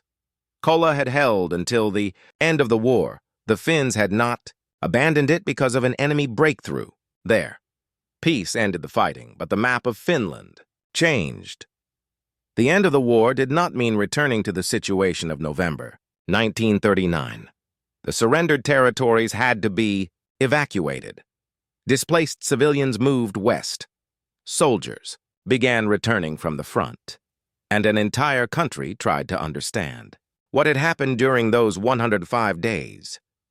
For Simo Häyhä, these larger questions were still distant. His first task was recovery. Ithaba was 34 years old. He had survived one of Europe's most brutal winter campaigns. He had survived more than 3 months at the front. And finally, he had survived the bullet that had nearly killed him. But his military story did not end completely in a hospital bed. After the Winter War, Häyhä's achievements were recognized in an exceptional way. Marshal Mannerheim promoted him directly from corporal to second lieutenant. It was an extraordinary promotion. Häyhä had entered the war as a reserve corporal. He emerged from it, seriously wounded and known throughout Finland. But one question still remained unanswered. The bottom question for which Simo Häyhä is now known around the world. What was his final shooting record? A figure of 219 with his rifle had already been recorded by February 17th. In addition, approximately the same number had been reported with a submachine gun and a light machine gun. Häyhä continued fighting after that date, and later sources associated his name with an overall figure of more than 500 enemy soldiers. Some sources give 505. Others give 542. There is a difference between those numbers, and if we want to call this documentary historically accurate, we need to understand why. So in the next part, we will not continue moving forward in time. We will stop. We will examine the figures, the wartime records, the later research, and we will try to answer as accurately as possible one question. How many enemy soldiers did Simo Häyhä actually shoot? When Simo Häyhä is discussed, one number rises above all the others. More than 500. It is the figure that helped transform him into a worldwide legend of military history. But how many enemy soldiers did Simo Häyhä actually shoot? The answer is not quite as simple as it is often presented on the internet. Today, several different figures are associated with Häyhä. 542, and sometimes even larger overall totals. To understand where these numbers come from, we need to return to the original and early sources. One of the most important sources is Simo Häyhä himself. After the Winter War, on August 14, 1940, Häyhä wrote his own short account of the conflict. He called it Sotamuistojani, or My War Memories. It was not a diary written day by day during the war. Häyhä wrote it several months after the fighting had ended, while he was still recovering from his severe facial wound. In it, Häyhä also gave his own estimate of the number of enemy soldiers he had shot. He wrote that during his entire time in the war, he had shot approximately 500 enemy soldiers. The word approximately is important. Häyhä himself did not write 505, nor did he write 542. His own estimate was approximately 500, but only 2 years later, another extremely important figure appeared. In 1942, Antti Rantama published a figure of 542 enemy soldiers for Häyhä's wartime record, 542. This number was therefore not a claim created during the Internet era. It appeared in Finnish literature as early as 1942, only 2 years after the Winter War had ended. Later, military historian Tapio Saarelainen, who studied Simo Häyhä for many years, regarded the figure of 542 as credible. According to Saarelainen, the discovery of Häyhä's own Sotamuistojani account supports this overall picture. Häyhä himself estimated approximately 500. An early source gives 542. Those figures are close enough to establish at least one point very clearly. The Winter War. Shooting total attributed to Simo Häyhä exceeded 500. But here we must make an extremely important distinction. More than 500 does not automatically mean more than 500. Sniper kills in the modern sense of the term. Häyhä used several weapons during the war. His most famous weapon was the M28-30 rifle, but he also used a Suomi submachine gun, wartime. Information additionally mentions a light machine gun. We already remember one extremely important. Date February 17, 1940. At that point, Hayha was reported to have shot 219 enemy soldiers with his rifle, but at the same time, he was reported to have shot approximately the same number with a submachine gun and a light machine gun. His overall wartime attributed total was therefore already estimated at more than 400 by that point. This helps explain how an overall figure exceeding 500 was possible before he was wounded on March 6. Hayha continued fighting after February 17th. He eventually participated in the counterattack around Ulismainen. There, he was no longer operating only as a sniper, he was leading his own squad in infantry combat. Only on March 6th did an enemy bullet finally end his active combat service. For this reason, when discussing Hayha's record, it is essential to ask, which figure do we mean? Those shot with the rifle? Those shot with other weapons? Or all enemy soldiers attributed to him during the war combined? Much of the confusion between different sources comes from these distinctions. And then there is the famous figure of 505. Today it appears on countless websites, videos and accounts of Hayha's life. It is often claimed that Hayha achieved 505 confirmed sniper kills.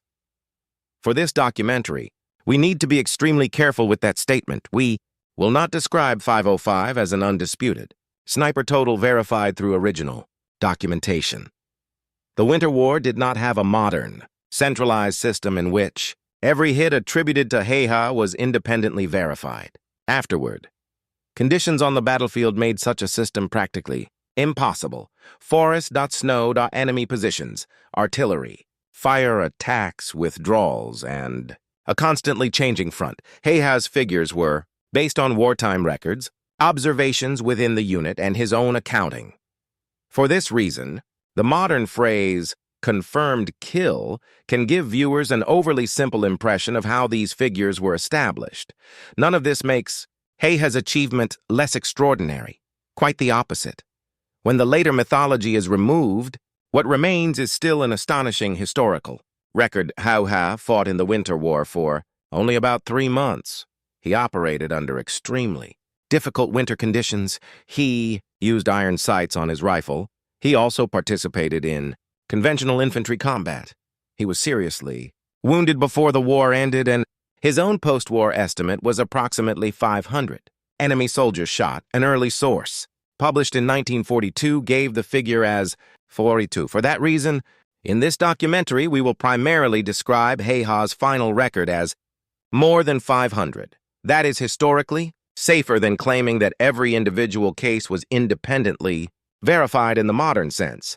But 542 is also an extremely important historical figure. It is early. It was not created decades later on the internet. And Tapio Saarelainen has regarded it as the correct figure in his research. Hayha's own estimate of approximately 500 at least supports its general scale. For that reason, we will not hide the figure of 542 either. We will tell the viewer exactly where it comes from. Simo Häyhä's real achievement does not require exaggeration. Had already become famous during the war. His results were already being followed before the fighting ended, and his own memoir confirms that he himself estimated the overall number at approximately 500. This took place during only 98 days of wartime service, before he was wounded. In that period, a Finnish farmer and hunter became one of the most famous marksmen in military history. But perhaps the most interesting part is how Hayhä himself viewed all of this. He did not write about himself as a legend. He did not construct a mythology around himself. His own way of describing the war was much simpler. He had been given a task, and he had tried to carry it out as well as he could. The world would remember the numbers, 5.5 and 42, more than $500. But after the war, Hayhä returned to a completely different kind of life, Ahead were hospitals, operations, a long recovery, and eventually a return to a quiet life. The war that made Simo Häyhä a legend was over, but Simo Häyhä's life was not. The Winter War was over for Simo Häyhä. However, the struggle was not yet over. The severe gunshot wound he suffered on March 6, 1940, had destroyed part of his jaw and badly damaged his face. He had survived, but a long and difficult recovery lay ahead. When Hayha was carried away from the fighting at Ullesmäinen, the first priority was simply to keep him alive. The wound was extremely serious. Hayha required hospital treatment and surgery. The damage to his face and jaw could not be repaired with one operation or two. Hayha eventually underwent a total of 26 operations. Even then, his jaw never completely returned to its original condition. The effects of the wound remained visible on his face for the rest of his life. When we look at photographs of an older Simo Häyhä, the asymmetry of his face still tells the story of what happened on March 6th. The final bullet of Häyhä's Winter War left a permanent mark. But he did not allow the injury to stop his life. One of the most important documents from this period of recovery was written by Hayha himself, August 14th, 1940, approximately. 5 months had passed since the Winter War ended. Hayha was still undergoing treatment. On that day, he wrote a small handwritten booklet, Sotamu Istojani, My War Memories in it. Hayha described the war from his own perspective. He remembered the fighting, his shooting record, his wounding, and what had happened to him after the war. When he wrote the account, Häyhä stated that he had already undergone 4 operations, and that more operations were still to come. It demonstrates how long the recovery process would become. Häyhä was not a man who described his suffering at length or dramatically. His writing was practical. The same characteristic appears in later accounts of him. He often spoke about the war in much the same way he had approached it at the front. A task had to be completed, conditions had to be endured, and life had to continue. The facial wound, however, had a decisive effect on his future. When Finland again went to war against the Soviet Union in the summer of 1941, Häyhä wanted to return to military service, but his injuries were too severe. He was not accepted for frontline service. This is an important part of his story. During the Winter War, he had become one of Finland's best-known soldiers. He was still a relatively young man. He possessed enormous shooting experience, and he personally wanted to continue serving, but his body still carried the consequences of the battle at Ullesmäinen. During the continuation war, his role would no longer be at the front. His actual combat career had ended on March 6, 1940. Häyhä had to rebuild his life, literally and figuratively. Doctors reconstructed his damaged jaw. At the same time, Häyhä had to learn to live with a face that no longer looked the way it had. Before the war, he had also become a public figure. Newspapers had already written about him during the Winter War. His photographs had been published. His shooting record had made him famous. After his wounding, even a false report of his death had circulated. Now people wanted to see the man who had survived. Häyhä himself did not appear to particularly enjoy this attention. His own account, written in August 1940, contains a small but revealing observation. He wrote that people had been looking at him and photographing him, especially for publicity. It reads almost like a passing remark, but it demonstrates how quickly an ordinary farmer from Rautjärvi had become a public figure. Before the war, Häyhä had spent much of his life in a completely different environment, on a farm, in the forest, hunting, practicing, his shooting. He had not sought fame. The Winter War forced it upon him, and the permanent injury to his face made him even more recognizable, but at the same time, something else happened. Finland's military leadership recognized his achievements in an exceptional way. Häyhä had entered the Winter War as a reserve corporal. He was not a professional officer. He had not followed a long military career. He was a farmer and a reservist. After the war, Marshal Carl Gustaf Emil Mannerheim made an exceptional Decision. Simo Häyhä was promoted, directly from corporal to second lieutenant. The promotion was remarkable. It reflected the extraordinary value placed on his military achievements. Hayha's life had changed completely in only a few months. In November 1939, he had entered the war as an almost unknown reservist. In March 1940, he had been carried from the battlefield with a devastating wound. In August, he was still undergoing operations, and by then, his name was already known throughout Finland. But perhaps the most significant part of his story is what happened during the following decades. Hayha did not build a career from his fame. He did not attempt to spend the rest of his life living as a war legend.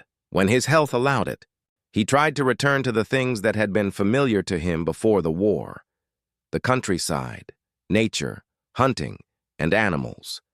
In fact, most of Simo Häyhä's life took place after the Winter War. He was only 34 years old when the war ended. He would live for more than 6 additional decades. The world would always remember him for Kollaa, for the M2830 rifle, for the white snow, camouflage, and for the figure of more than 500. But Hayha himself had to learn how to live as the man behind the legend. Next, we gradually leave the hospitals behind. Simo Häyhä had survived the war. Now he had to build a life in peace. Simo Häyhä's life did not end with the Winter War. In fact, most of his life was still ahead of him. When the war ended in March 1940, Hayha was 34 years old. He had been seriously wounded. His face had been permanently changed. He had become one of Finland's best-known soldiers, and his home region had been divided by the new border created by the war. Hayha had to begin again. After the war, he received a farm in Ruokolahti. There, he built himself a small and modest house. It suited a man who had never sought an extravagant life. Hayha returned to the countryside. He farmed, he worked, he spent time in nature, and above all, he returned to one of the most important activities of his life: hunting. Hunting had been part of Hayha's life long before the Winter War. As a young man, he had moved through forests, learned to read terrain, and developed his shooting skills. Those abilities had later helped him at Kollaa. Now the same forests offered something completely different. There was no enemy, no artillery fire, no orders to attack, no sniper waiting in the snow. The forest was once again a place where he could live a peaceful life. Hayha later became known as an enthusiastic hunter. He participated in hunting trips and spent considerable time outdoors. One of the best-known connections of his later life involved President Urho Kekkonen. Hayha and Kekkonen also met in connection with hunting. A photograph of them on a hunting trip has been preserved at the Kollaa and Simo Häyhä Museum. The image says much about how well-known Hayha had become in Finland. An ordinary farmer from Rautjärvi had been transformed by war into a man whose story was known even by the country's leaders. But Hayha himself did not appear to change in the same way. People who knew him described him as modest, quiet, polite, and reserved. He did not use his wartime fame to build a public career. He did not travel around boasting about how many people he had shot. He did not appear to view the numbers in the same way later generations would. When his achievements were discussed, Hayha's own attitude was much simpler. He had done what he had been ordered to do. He did not glorify war. This is an important part of Hayha's story. Today, his name repeatedly appears on lists of the most effective snipers in history. An enormous international legend has developed around him. But after the war, Hayha himself did not live like a legend. He lived in the countryside. He farmed. He hunted, he fished, he met friends, and he attempted to avoid unnecessary publicity. Public attention, however, did not always leave him alone. Hayha's facial injury made him easily recognizable. People knew who he was. His name was famous, and his story produced powerful emotions. Not all of those emotions were positive. After the war, Hayha also experienced threats. He received death threats. According to people who knew him, this affected his life. Hayha could become cautious in places where many people were present. Being recognized did not always make him feel safe. During fishing trips and other journeys, he attempted to avoid large crowds. This reveals a side of Simo Häyhä's fame that is easily forgotten. His reputation did not bring only respect.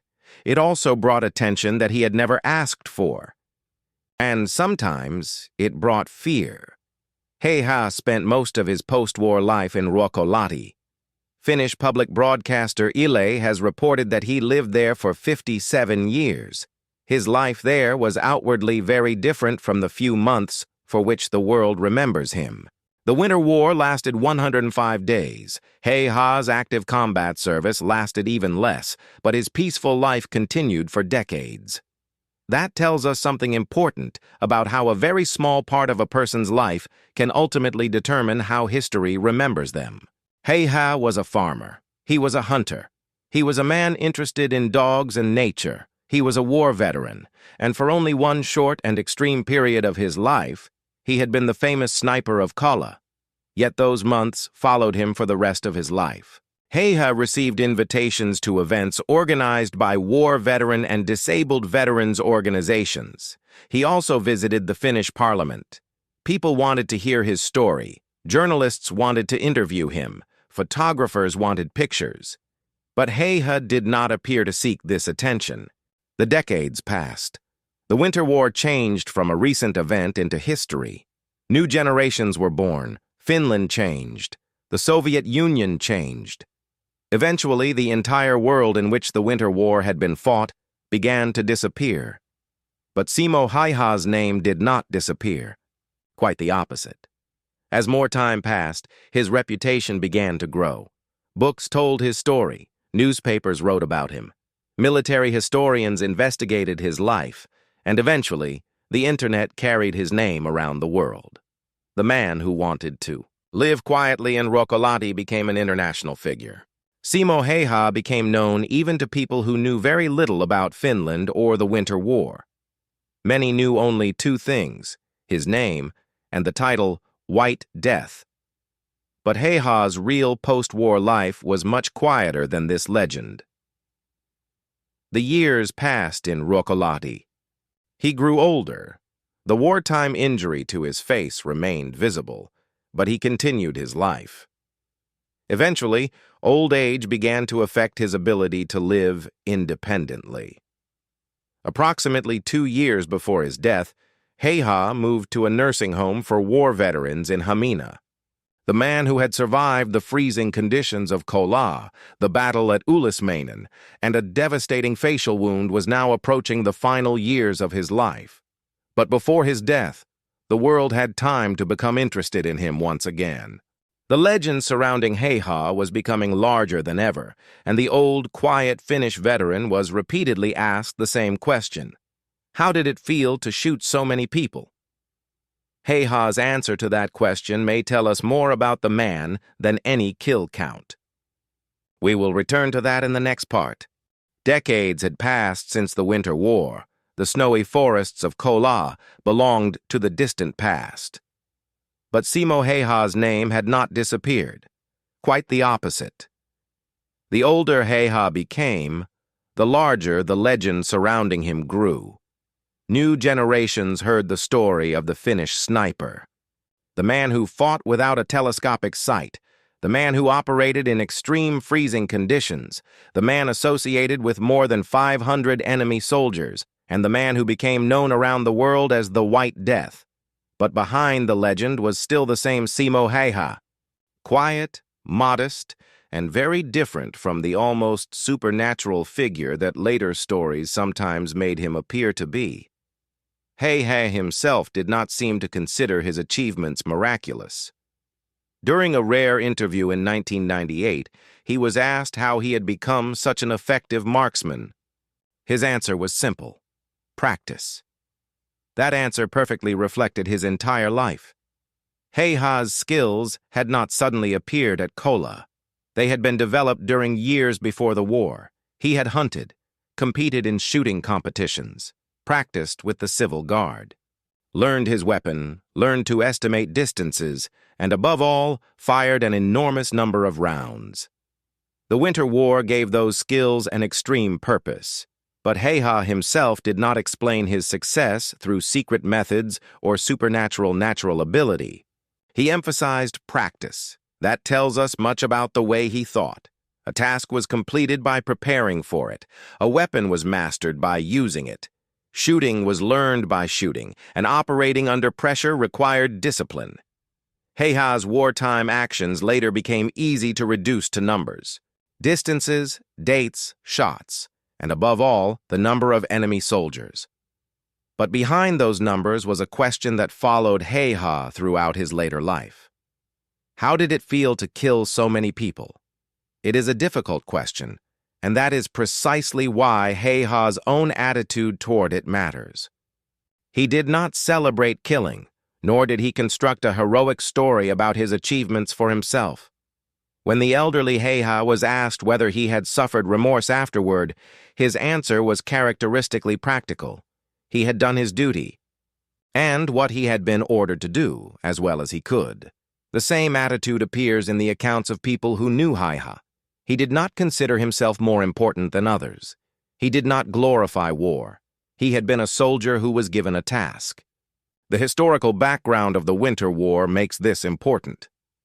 The Soviet Union attacked Finland on November 30th, 1939. Hayha was a Finnish reservist called to defend his country. He had not traveled abroad looking for a war. War came to his homeland. Hayha did what he had been trained to do, but that does not mean the consequences of war were insignificant. Every enemy soldier who was shot was a human being. Many had families, parents, wives, children. Military history can easily become a collection of numbers, but in reality, every number represented a human life lost. Telling Hayha's story honestly also requires remembering this. His extraordinary military effectiveness can be recognized without glorifying war or killing. Hayha himself appears to have approached the subject with the same practical seriousness. After the war, he did not attempt to live through his kill count. He returned to farming, hunting, nature, and ordinary life. But the world did not forget. By the 1990s, Hayha was already a very old man. More than half a century had passed since the Winter War. The Soviet Union he had fought against no longer even existed, but interest in Hayha continued to grow. Military history books reached international audiences. The history of snipers was increasingly studied, and gradually Hayha's name became known far beyond Finland. There was a remarkable contradiction in his life. The less Hayha himself tried to become a legend, the larger the legend became. People wrote about him. Documentaries were made about him. His weapons and equipment were studied. His shooting methods were analyzed. And eventually, the internet carried his name around the world. But the elderly Hayha continued answering questions in the same way. Briefly, practically, without grand words. When asked about his shooting ability, practice. When asked about his wartime actions, duty. That creates a powerful contrast with the name White Death. The name sounds almost mythical. But the man behind it did not behave like a mythical figure. He was a farmer, a hunter, a reservist, a war veteran, and a man whose life had been permanently changed during a few winter months. The effects of war remained visible on Hayha's face until his death, but perhaps equally important was what he did not do. He did not spend the rest of his life building his identity around killing. He did not construct a monument to himself from his wartime achievements. He continued living. As the 20th century approached its end, Hayha's own life was also entering its final stage. He had survived the Winter War, a devastating facial wound, dozens of operations, and more than 6 decades after the fighting ended. Eventually, however, age began to take its toll. Hayha moved to a veterans' nursing home in Hamina for the final years of his life. The world-famous sniper was now an old man, but his story was becoming larger than ever. Soon, Simo Häyhä's long life would come to an end. The legend, however, would remain.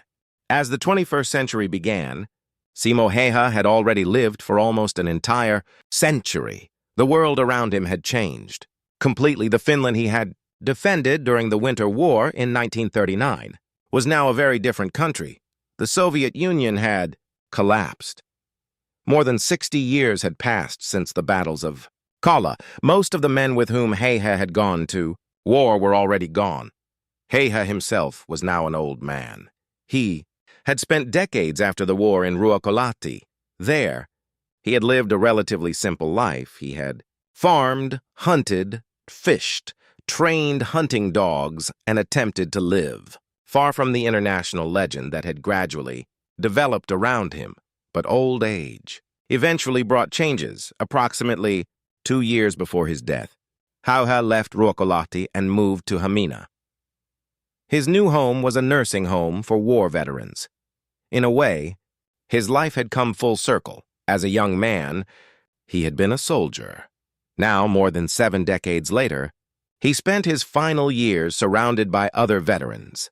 Hayha had lived an extraordinarily long life. He had been born on December 17, 1905, in Rautjärvi. The Finland of his childhood was still part of the Russian Empire. Hayha had been a child when Finland became independent in 1917. As a young man, he joined the Civil Guard. He completed his military service. He became an accomplished marksman, a hunter, a farmer, and eventually a reservist who was sent to war in November 1939. Only a few months permanently. Changed his life. Kollaa made him famous. His shooting record made him a legend. The facial wound he suffered on March 6, 1940 permanently changed his appearance. But after the war, he lived for more than another 60 years. That perspective is important. Today, when we speak about Simo Häyhä, almost everything focuses on approximately 3 months of his life. But Hayha lived to the age of 96. The Winter War represented only a small part of his long life. Yet it was the part the world would never forget. During Hayha's final decades, interest in his story increased. His name spread beyond Finland. Military historians studied his actions. Books were published, documentaries were produced, and the growth of the internet transformed the name White Death into an internationally recognized legend. An elderly Finnish farmer had become a global figure in military history, but Hayhä himself remained modest. He did not appear to consider himself an extraordinary person. He had been a soldier who was given a task, and in his own words, he had attempted to perform it as well as he could. That attitude remained with him into old age. The world around. Hayhä could talk about records, kill counts, snipers, and the legend of the White Death. But Hayhä himself spoke about practice, duty, and doing the work required of him. On April 1, 2002, Simo Häyhä's long life came to an end in Hamina.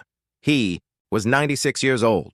The man whose death had been falsely reported in March 1940 had lived for more than 6 additional decades. After that incorrect report, he had survived the Winter War. He had survived a devastating facial wound.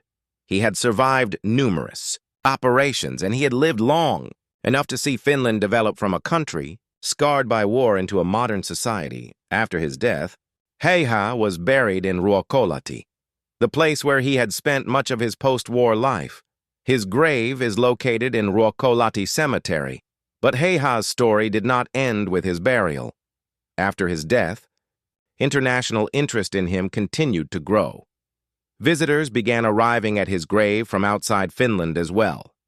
Military history enthusiasts traveled to Ruokolahti and Rautjärvi, the Kollaa and Simo Häyhä Museum preserved his history. His wartime photographs continued to be studied. Weapons, such as his M2830 rifle, became part of his internationally recognizable image, and his methods began to be examined from the perspective of modern sniper.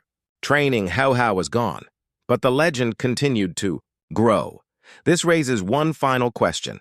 Why? Why is Simo Häyhä still remembered more than 80 years after the Winter War? Simply because of the figure of more than 500? Not entirely. His story combines many different elements. A small country facing an enormous invader, an extreme winter, an ordinary farmer at war, extraordinary marksmanship, a devastating wound, survival, and after the war, a man who did not attempt to turn himself into a hero.